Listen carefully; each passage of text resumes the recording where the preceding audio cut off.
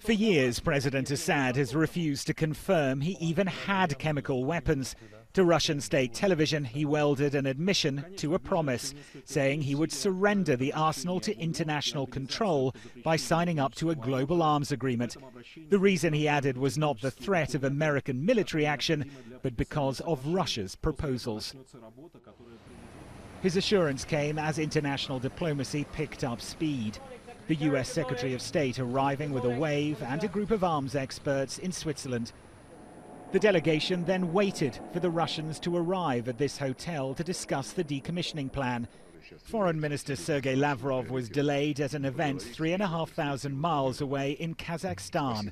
He stressed the urgency of seizing the moment to secure peace, but his late arrival in Geneva clearly signaled who holds the upper hand in this diplomatic push. There are competing political agendas here too, of course. For the Americans, this gives them political cover. They can say, if President Assad doesn't fulfill his pledge, that they tried the Russian plan, it didn't work, and therefore military force is the only option.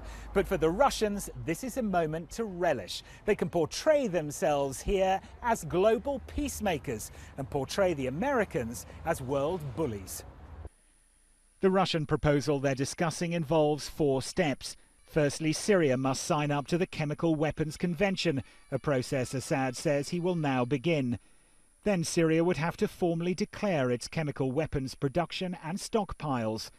Next, inspectors, perhaps a joint Russian-American team, would visit the sites.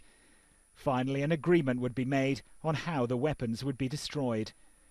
President Assad's announcement comes a few days before the UN is due to publish its findings into the attack on a Damascus suburb in August, which left hundreds, possibly over 1,000, dead. The French government suggests it will conclude it was a chemical massacre. The report could also provide clues as to whether the government or opposition groups were to blame. President Obama, meeting his cabinet, contends the regime was responsible, and together with France and Britain is treating Assad's pledge carefully.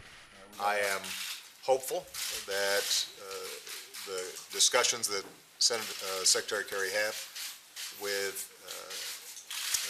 Foreign Minister Lavrov, as well as some of the other players in this, can yield a concrete result.